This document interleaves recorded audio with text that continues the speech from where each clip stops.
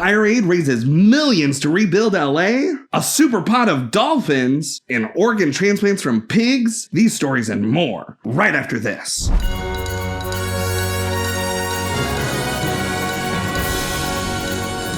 Welcome back to another episode of Good News with Jay, where we share good news from our local and global communities. Make sure to stick around until the end of the episode for an exciting announcement for the channel. Have you hit like and subscribe? No? Well, get on that. If you like what you see here, be sure to leave a comment down below with any good news you have to share. A cool $9 million came in during the Grammys telecast, with host Trevor Noah urging donations throughout the night. Even the seats had QR codes, making sure guests could tap into their generosity. And another $15 million was raised at Grammy-adjacent events like Clive Davis's pre-Grammy Gala and Music Cares Persons of the Year. The biggest hit of the week? The FireAid benefit concert featuring Billie Eilish, Gwen Stefani, Green Day, and Pink, which raked in over $100 million. The event streamed to 50 million viewers and received major backing from big-name donors like the Eagles, U2, and Steve Ballmer, who matched every pledge. All funds will support Music Cares, Direct Relief, and local foundations, helping musicians who lost homes, studios, and instruments. The Grammys didn't just celebrate music this year, they gave back in record-breaking fashion. The piggy bank of organ transplants just got a major deposit. Two U.S. biotech companies, United Therapeutics and eGenesis, have received FDA approval to conduct clinical trials of gene-edited pig kidneys for human transplants, a potential game-changer for the 90,000 plus Americans waiting for a kidney. United Therapeutics' trial will start with 6 patients suffering from end-stage renal disease, with plans to expand to 50 if things go well. Meanwhile, eGenesis got its approval in December for a 3-patient study targeting those least likely to receive a human donor kidney. Xenotransplantation, swapping species for spare parts, has long been a scientific dream, but advances in gene editing and immune system management have brought it closer to reality. Pigs make ideal donors because they grow fast, have big litters, and, well, we already have a long history with them in the food chain. The first pig kidney transplant is expected in mid-2025, and patients will be monitored for life to track kidney function, survival rates, and potential infections. Currently, the only living human with a pig kidney is Tawana Looney, who has thrived for over 71 days, already outlasting the 60-day record of the first pig heart recipient in 2022. If these trials succeed, the future of organ transplants might just go hog wild. Nobody tell Miss Piggy. In a damn impressive display of efficiency, beavers in the Czech Republic outperformed human engineers by completing a water restoration project in just 2 days, something officials had been planning for 7 years. Talk about a fast-track permit process. These furry little civil engineers built dams in the Birdie Nature Park exactly where the government had intended, saving the administration a whopping $1.2 million. The best part? No blueprints, no budget overruns, and definitely no endless committee meetings. Beavers naturally build dams to create deep water and protect themselves from predators, but in this case, they also saved the government a damn load of money. Maybe next time, officials should just leave the construction to the true dam experts. Crayola is bringing back the colorful classics. For the first time in its 122-year history, the company is unretiring 8 beloved crayon colors, including fan favorite Dandelion, which left the box in 2017. Due to the overwhelming demand, nostalgic hues like Blizzard Blue, Magic Mint, and Mulberry will make a limited time comeback. But it's not just crayons. These retro shades will also be available in colored pencils and markers, so you can draw out your creativity in even more ways.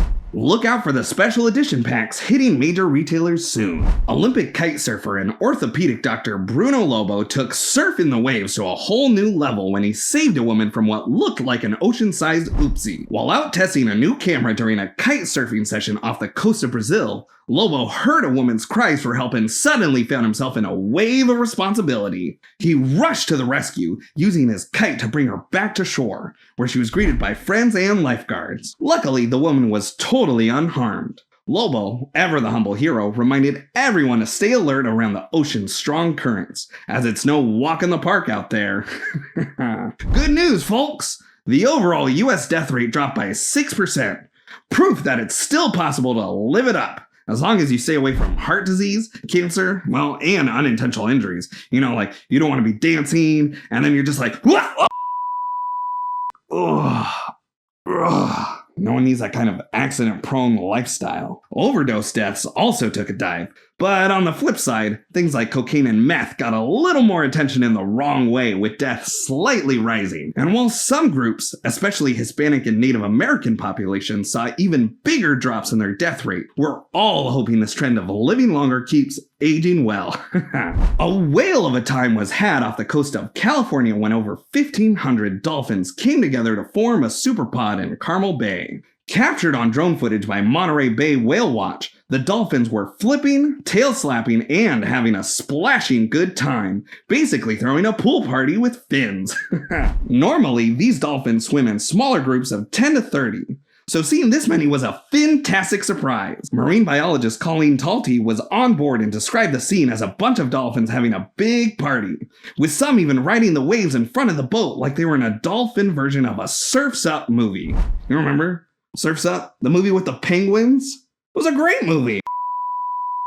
The team, initially thinking there were just a few hundred dolphins, was blown away, not by a whale, thankfully, when they saw the full scope from the drone. They cruised along respectfully, making sure to avoid any rough waters with the party animals. It was a deeply unforgettable experience, all thanks to the perfect Monterey coastline. And now, let's hear from friend of the channel, Mo. Hey, it's Mo with the later than late news. David Lynch passed away on January 15th. It's close to home. And I like to remember things my own way. And so do his fans. They left a memorial at the Bob's Big Boy statue in Burbank, California, because that's where Mr. Lynch went for 7 years every day. And he'd think, write down ideas on napkins, and that's where he developed the idea for Frank Booth. Thank you, David Lynch. Thanks for that, Mo. Bucharest District 6 City Hall is purring with pride after installing 4 possum houses for stray cats. All thanks to a participatory budgeting project worth 40,000 euros. These felines, once living in basements, are now enjoying a plush new life in cozy homes built just for them. And the cat-tastic news doesn't stop there. More than 30 more cat pads are on the way after homeowner associations gave a meow of approval. Each house weighs a hefty 100 kilograms, providing the ultimate feline winter retreat. The mayor of the town, who adopted 2 cats, Mira and Jimmy, says these fortunate kitties deserve a second chance. After all, who doesn't want some positivity in their life? At a Japanese aquarium, one sunfish was feeling a little solemn after the facility closed for renovations. The usually chipper fish stopped eating and seemed downright eeling unwell. Staff tried everything to cheer it up, but nothing worked until someone floated the idea that maybe it was just pining for its peeps. With nothing to lose, they stuck staff uniforms and cardboard cutout faces to the tank, and just like that, holy mackerel! The sunfish perked right up, started eating again, and was back to its bubbly self. Turns out, this fish is quite the people pleaser. This isn't even the first time Japan's aquariums have gotten inventive. During the 2020 COVID lockdown, another aquarium asked folks to FaceTime its garden eels to keep them social. Who knew fish could get so hooked on human interaction? And that's our show! If you made it this far, then you must have loved hearing about this week's good news. Why don't you check out some of our other episodes sharing good news of the week? Be sure to subscribe so you don't miss out on any of our future episodes. Oh, and what's our big announcement? We're going to be launching a brand new series soon. Oh yeah! It's going to be called Monkeying Around, hosted by Moog the Monkey. Look, here's our logo. You're definitely not going to want to miss out on this. And remember, no matter what's going on in the world, there's always good news to share.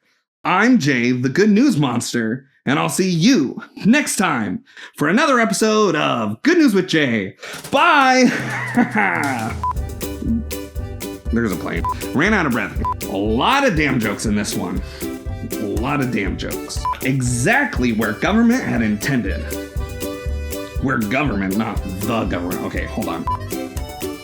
The loud playing.